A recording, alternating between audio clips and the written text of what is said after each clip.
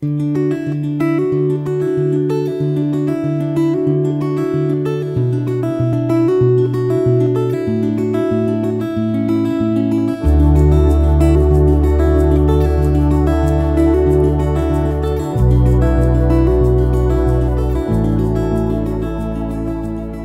reading begins in 2 Kings, chapter 3, starting in verse 1.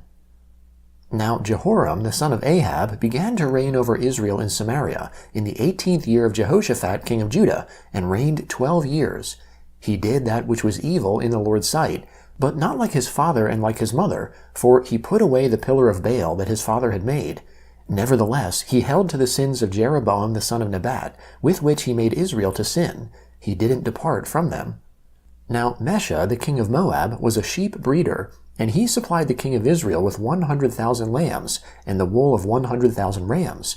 But when Ahab was dead, the king of Moab rebelled against the king of Israel. King Jehoram went out of Samaria at that time, and mustered all Israel. He went and sent to Jehoshaphat the king of Judah, saying, "The king of Moab has rebelled against me. Will you go with me against Moab to battle?"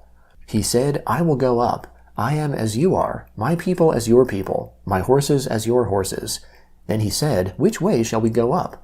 Jehoram answered, "The way of the wilderness of Edom." So the king of Israel went with the king of Judah and the king of Edom, and they marched for 7 days along a circuitous route. There was no water for the army or for the animals that followed them. The king of Israel said, "Alas, for the Lord has called these 3 kings together to deliver them into the hand of Moab." But Jehoshaphat said, "Isn't there a prophet of the Lord here, that we may inquire of the Lord by him?" One of the king of Israel's servants answered, "Elisha the son of Shaphat, who poured water on the hands of Elijah, is here." Jehoshaphat said, "The Lord's word is with him." So the king of Israel and Jehoshaphat and the king of Edom went down to him. Elisha said to the king of Israel, "What have I to do with you? Go to the prophets of your father and to the prophets of your mother." The king of Israel said to him, "No, for the Lord has called these 3 kings together to deliver them into the hand of Moab." Elisha said, "As the Lord of armies lives, before whom I stand, surely, were it not that I respect the presence of Jehoshaphat the king of Judah, I would not look towards you, nor see you. But now bring me a musician." When the musician played, the Lord's hand came on him. He said, "The Lord says, make this valley full of trenches. For the Lord says, you will not see wind, neither will you see rain, yet that valley will be filled with water, and you will drink, both you and your livestock and your other animals. This is an easy thing in the Lord's sight. He will also deliver the Moabites into your hand. You shall strike every fortified city and every choice city, and shall fell every good tree, and stop all springs of water, and mar every good piece of land with stones." In the morning, about the time of offering the sacrifice, behold, water came by the way of Edom, and the country was filled with water. Now when all the Moabites heard that the kings had come up to fight against them, they gathered themselves together, all who were able to put on armor, young and old, and stood on the border. They rose up early in the morning, and the sun shone on the water, and the Moabites saw the water opposite them as red as blood. They said, "This is blood. The kings are surely destroyed, and they have struck each other. Now therefore, Moab, to the plunder." When they came to the camp of Israel, the Israelites rose up and struck the Moabites, so that they fled before them, and they went forward into the land, attacking the Moabites. They beat down the cities, and on every good piece of land each man cast his stone, and filled it. They also stopped all the springs of water, and cut down all the good trees, until in Kir Hareseth all they left was its stones. However, the men armed with slings went around it and attacked it. When the king of Moab saw that the battle was too severe for him, he took with him 700 men who drew a sword, to break through to the king of Edom, but they could not. Then he took his oldest son, who would have reigned in his place, and offered him for a burnt offering on the wall. There was great wrath against Israel, and they departed from him, and returned to their own land. Now a certain woman of the wives of the sons of the prophets cried out to Elisha, saying, "Your servant my husband is dead. You know that your servant feared the Lord. Now the creditor has come to take for himself my 2 children to be slaves." Elisha said to her, "What should I do for you? Tell me, what do you have in the house?" She said, "Your servant has nothing in the house, except a pot of oil." Then he said, "Go, borrow empty containers from all your neighbors. Don't borrow just a few containers. Go in and shut the door on you and on your sons, and pour oil into all those containers, and set aside those which are full." So she went from him and shut the door on herself and on her sons. They brought the containers to her, and she poured oil. When the containers were full, she said to her son, "Bring me another container." He said to her, "There isn't another container." Then the oil stopped flowing. Then she came and told the man of God. He said, "Go, sell the oil and pay your debt, and you and your sons live on the rest." One day Elisha went to Shunem, where there was a prominent woman, and she persuaded him to eat bread. So it was that as often as he passed by, he turned in there to eat bread.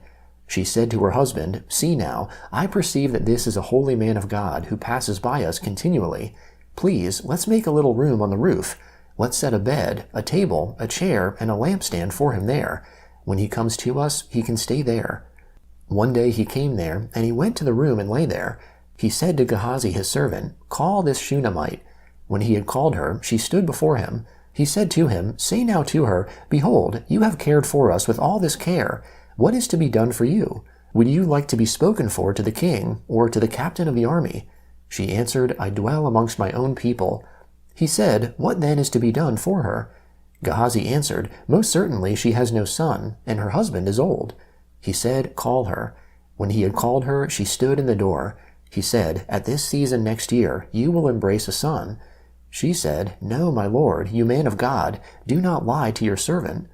The woman conceived and bore a son at that season when the time came around, as Elisha had said to her. The book of Acts, chapter 14, starting in verse 8. At Lystra, a certain man sat, impotent in his feet, a cripple from his mother's womb, who had never walked. He was listening to Paul speaking, who, fastening eyes on him, and seeing that he had faith to be made whole, said with a loud voice, "Stand upright on your feet." He leapt up and walked. When the multitude saw what Paul had done, they lifted up their voice, saying in the language of Lycaonia, "The gods have come down to us in the likeness of men." They called Barnabas Jupiter, and Paul Mercury, because he was the chief speaker. The priest of Jupiter, whose temple was in front of their city, brought oxen and garlands to the gates, and would have made a sacrifice along with the multitudes. But when the apostles, Barnabas and Paul, heard of it, they tore their clothes and sprang into the multitude, crying out, "Men, why are you doing these things? We also are men of the same nature as you, and bring you good news, that you should turn from these vain things to the living God, who made the sky, the earth, the sea, and all that is in them, who in the generations gone by allowed all the nations to walk in their own ways. Yet he didn't leave himself without witness, in that he did good, and gave you rains from the sky and fruitful seasons, filling our hearts with food and gladness." Even saying these things, they hardly stopped the multitudes from making a sacrifice to them. But some Jews from Antioch and Iconium came there, and having persuaded the multitudes, they stoned Paul and dragged him out of the city, supposing that he was dead. But as the disciples stood around him, he rose up and entered into the city. On the next day he went out with Barnabas to Derbe. When they had preached the good news to that city and had made many disciples, they returned to Lystra, Iconium, and Antioch, strengthening the souls of the disciples, exhorting them to continue in the faith, and that through many afflictions we must enter into God's kingdom. When they had appointed elders for them in every assembly, and had prayed with fasting, they commended them to the Lord, on whom they had believed. They passed through Pisidia and came to Pamphylia. When they had spoken the word in Perga, they went down to Attalia. From there they sailed to Antioch, from where they had been committed to the grace of God for the work which they had fulfilled. When they had arrived and had gathered the assembly together, they reported all the things that God had done with them, and that he had opened a door of faith to the nations. They stayed there with the disciples for a long time. Psalm 140, starting in verse 1. Deliver me, Lord, from evil men. Preserve me from violent men, those who devise mischief in their hearts. They continually gather themselves together for war. They have sharpened their tongues like a serpent. Viper's poison is under their lips. Lord, keep me from the hands of the wicked. Preserve me from the violent men who have determined to trip my feet. The proud have hidden a snare for me. They have spread the cords of a net by the path. They have set traps for me. I said to the Lord, "You are my God. Listen to the cry of my petitions, Lord. Lord, the strength of my salvation. You have covered my head in the day of battle. Lord, don't grant the desires of the wicked. Don't let their evil plans succeed, or they will become proud. As for the head of those who surround me, let the mischief of their own lips cover them. Let burning coals fall on them. Let them be thrown into the fire, into miry pits, from where they never rise. An evil speaker won't be established in the earth. Evil will hunt the violent man to overthrow him. I know that the Lord will maintain the cause of the afflicted, and justice for the needy. Surely the righteous will give thanks to your name. The upright will dwell in your presence. Proverbs chapter 17, verse 22. A cheerful heart makes good medicine, but a crushed spirit dries up the bones.